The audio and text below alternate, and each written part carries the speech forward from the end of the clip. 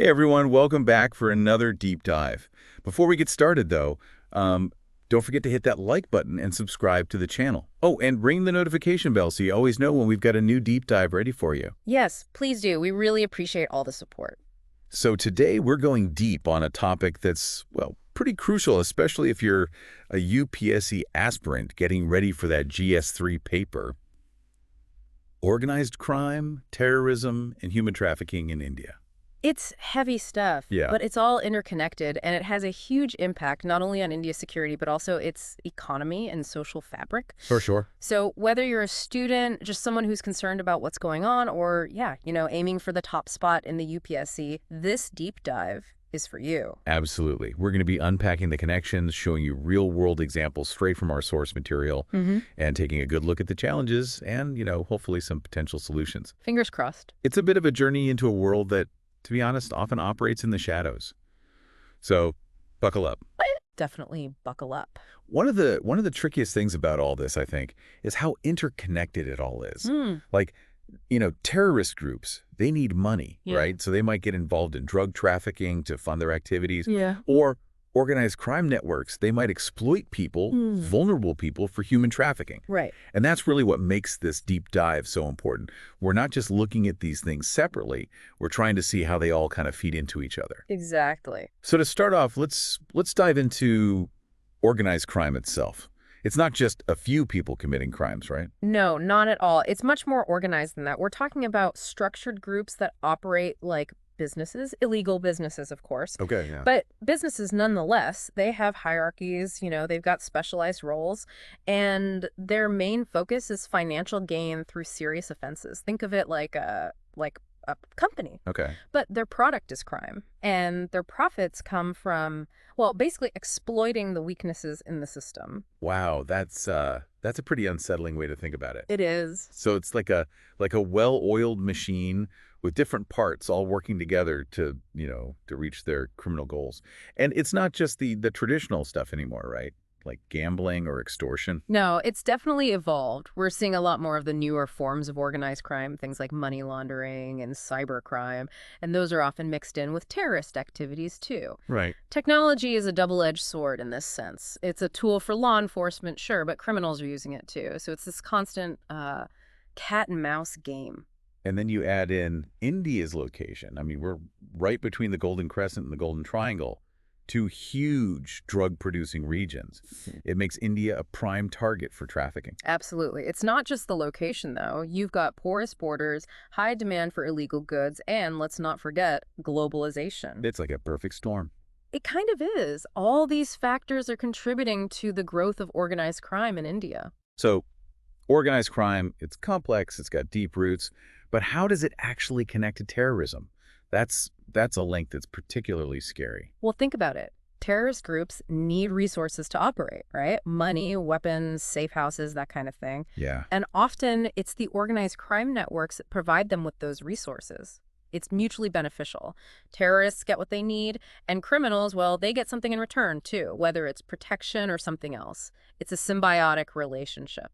It's not just about, like, ideological differences or political goals then, It's about cold, hard cash. Exactly. And the means to achieve those objectives, no matter how twisted they might be. Yeah. Our source material actually highlights some really disturbing examples, like extortion funding terrorism in the Northeast, Right. counterfeit currency operations in Jammu and Kashmir, even human trafficking and drug running are getting mixed in with terrorist activities. It's a pretty bleak picture, but it's one we need to understand. Absolutely. If we want to find solutions, we have to understand the problem. It's definitely a reality check, especially for those getting ready for the UPSC exams. They need to understand this web of connections to deal with internal security challenges effectively. Now, I know India has laws to deal with specific crimes, but is there like a specific law against organized crime itself? That's a key challenge. We have laws like the MCOCA, the Maharashtra Control of Organized Crime Act, which has worked well in some cases, but there's no single national law that specifically targets organized crime. So it's like trying to fight a many-headed monster with like different swords for each head. Each law might work against a specific crime, But to tackle organized crime as a whole, you need a more coordinated and targeted approach. Exactly. You need to be able to go after the entire network, the infrastructure, the money that fuels these criminal enterprises. And that's hard to do without a comprehensive legal framework. Right. It's not just about having laws on paper, it's about enforcing them. Right. So what are some of the other challenges that law enforcement faces in tackling, all these interconnected threats? Well, resources are a big issue. Law enforcement agencies, they often just don't have enough manpower, technology, or training to effectively investigate and prosecute these very complex crimes. That makes sense. You're going up against sophisticated networks that operate across borders, use advanced technology, and have a lot of money. It's a classic David and Goliath situation. And then there's the issue of coordination between different agencies. You have all these different departments and organizations dealing with different parts of the problem. But if they're not communicating and sharing information effectively, well, that creates weaknesses that criminals can exploit. It's like a football team where everyone's playing a different game. Precisely. You need a unified strategy. Everyone needs to understand the opponent, and everyone needs to be working together. And then, of course, there's the judicial system. It's overloaded. Cases drag on for years. Witnesses might get intimidated. Evidence can get tampered with. It all creates the sense that criminals can get away with it, which just emboldens them. So the challenges they're huge. Yeah. But are there any glimmers of hope? What are some of the potential solutions that could help us turn the tide? One key area is intelligence gathering and analysis. We need to be able to anticipate what these networks are going to do, understand how they operate, and stop them before they get a foothold. Be proactive, not reactive. Exactly. And to do that, we need to invest in technology, things like sophisticated surveillance systems, data analytics capabilities, and being able to track financial flows. So we're talking like cyber forensics, predictive modeling, even AI to spot patterns and connections. Exactly. But technology is only part of the solution. We also need to invest in the people on the ground, the law enforcement personnel. They need the right training, the right skills, and crucially, a culture of professionalism and integrity. It's about having the right people in place, people who are skilled and dedicated, but also incorruptible. Exactly. And then they need the legal tools to do their jobs effectively. That means strengthening existing laws, enacting a comprehensive law against organized crime, and making the judicial process more efficient. Giving our law enforcement agencies the tools, training, and support they need. But we can't just focus on law enforcement, right?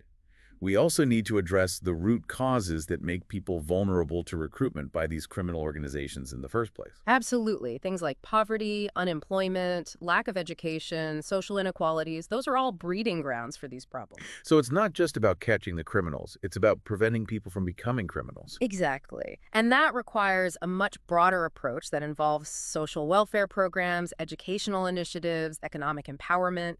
We need to tackle both the symptoms and the disease. And then there's the international cooperation aspect. These criminal networks, they don't respect national boundaries. They don't. They operate across borders, exploit loopholes in different legal systems. We need a coordinated global effort to dismantle these networks and bring them to justice. So we need to share intelligence, coordinate law enforcement operations, harmonize legal frameworks. All of that. It's about working together, sharing best practices, and presenting a united front against these shared threats. It's a big task, but clearly it's one we can't ignore. So in this first part of our deep dive, we've explored the nature of organized crime, its links to terrorism, and some of the major challenges in combating these interconnected threats. We've also touched upon some potential solutions, ranging from strengthening law enforcement to addressing the root causes that contribute to these problems. It's a complex puzzle, but one that we can solve with a multifaceted approach and the will to make a difference. And we'll be back after a quick break to delve deeper into this crucial topic, focusing specifically on the issue of human trafficking. Stay tuned. Welcome back to our deep dive, where we're, really getting into the underbelly of India. We're looking at those complex connections between organized crime, terrorism, and human trafficking. Yeah, and in this part, we're going to zero in on a particularly horrific aspect: human trafficking. It's a crime that preys on the most vulnerable among us. Absolutely. And it often thrives on, situations of desperation where people are just looking for a way out. The traffickers exploit that hope, those dreams of a better life. It's a cruel trick, really. They dangle these promises of opportunity that turn into nightmares. And, it's not just a small-scale problem either, right? our sources were pretty clear that India is a major hub for human trafficking. Yeah, it's a big problem. India's got a large population, porous borders, and, well, a pretty complex social landscape.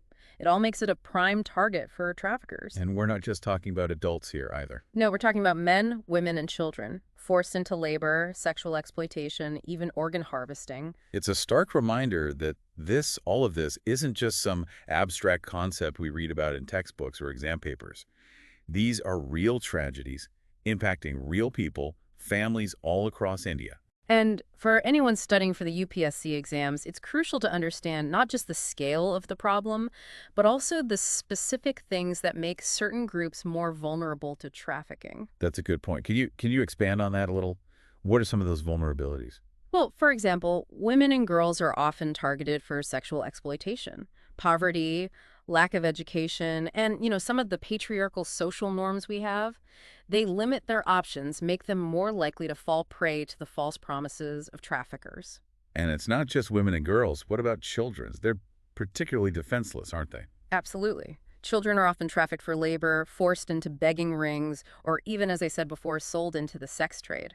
It's just horrifying. I imagine that investigating and prosecuting these cases is incredibly difficult. It is. The victims, they're often terrified to speak out. They're afraid of what the traffickers might do to them, or even of the stigma they might face in their own communities. So getting evidence, finding the perpetrators, building a case, it's all a huge challenge. It is. It's like trying to untangle a really complicated knot. So are there any specific laws in India to address human trafficking? Yes, there are. India has a few laws specifically aimed at combating trafficking, like we have the Immoral Traffic Prevention Act and the Protection of Children from Sexual Offenses Act, which is also known as POCSO. Okay, that's good. But are they effective? Are there challenges in how they're implemented? Well, they do provide a framework, but their effectiveness really comes down to implementation and enforcement.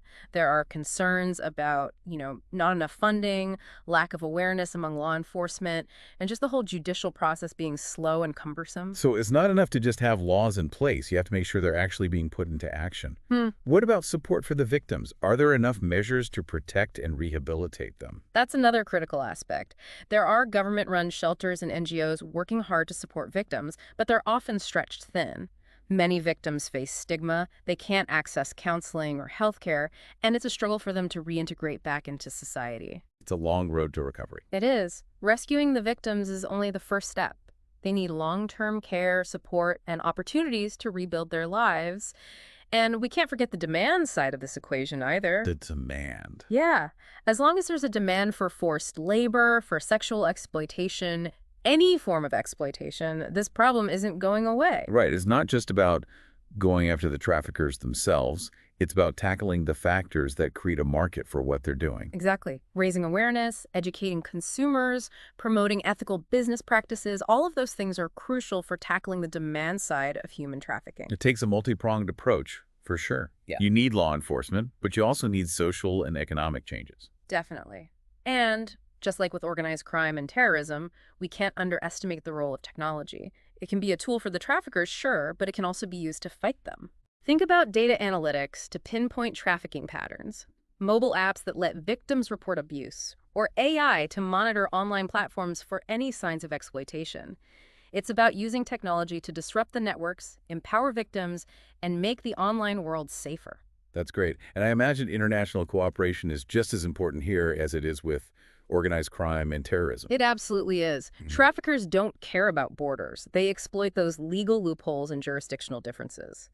So to really fight this, we need countries to work together, share intelligence, harmonize those legal frameworks, and make sure these criminals have nowhere to hide. And that victims have somewhere to turn to for help. Exactly. Understanding how this international cooperation works is essential, especially for those UPSC aspirants who might be crafting policies and strategies in the future. This has been, well, it's been heartbreaking, honestly, but it's been an eye-opening look at human trafficking. It's complex, it's deeply rooted, but it is something we can fight, especially with a multifaceted approach. Law enforcement, victim support, awareness campaigns, international cooperation, it all plays a part. And it's a fight that needs not just knowledge and expertise, but also, a real sense of empathy and a commitment to justice. Now let's shift gears a bit. Let's talk about another pressing challenge that's connected to both organized crime and terrorism: drug trafficking. India's location, as we've discussed, makes us particularly vulnerable, and the effects of this illegal trade are widespread. Yeah, you're right. Drug trafficking, it fuels violence and instability. It's a major public health threat, and it really undermines the social fabric of our communities. And we're back for the final part of our deep dive. We've gone through the intricate world of organized crime, its links to terrorism, and the frankly horrifying reality of human trafficking in India. We've seen how these issues are all intertwined, really feeding off each other, creating a huge challenge for India's security. And now, for this last segment, we're going to focus on drug trafficking. As we've mentioned before, India's location, being right next to major drug-producing regions, makes us incredibly vulnerable. Yeah, it's a tough spot to be in. We're basically neighbors with the Golden Crescent and the Golden Triangle, which makes India a key transit route for drugs. And unfortunately, from what we've seen in our sources, it seems like India is becoming a bigger market for these drugs, too. It's true. We're seeing heroin, cocaine, cannabis, even synthetic drugs, all flowing into the country. And it's not just the drugs themselves, it's the knock-on effect it has. Exactly. Drug trafficking is a big moneymaker for organized crime. It gives them the funds to carry out other illegal activities, which just makes everything more unstable. It's a vicious cycle. And then, of course, you have the terrible impact on individuals and communities dealing with addiction. It tears families apart, leads to health problems, fuels crime. It's a public health crisis on top of being a security threat. It is. So the question is, how is India dealing with this? What's being done to stop the trafficking and, help those who are addicted? Yeah, what's the strategy here? Well, India is taking a multi-pronged approach, focusing on both reducing supply and reducing demand. So on the supply side, you have agencies like the Narcotics Control Bureau. They're the ones intercepting shipments, breaking up those trafficking networks, and arresting those involved. I bet that's a dangerous job. It is. And it requires a lot of collaboration with international agencies, too. Because it's a global issue, right? Absolutely. Drug trafficking crosses borders, so working with neighboring countries and global partners is crucial.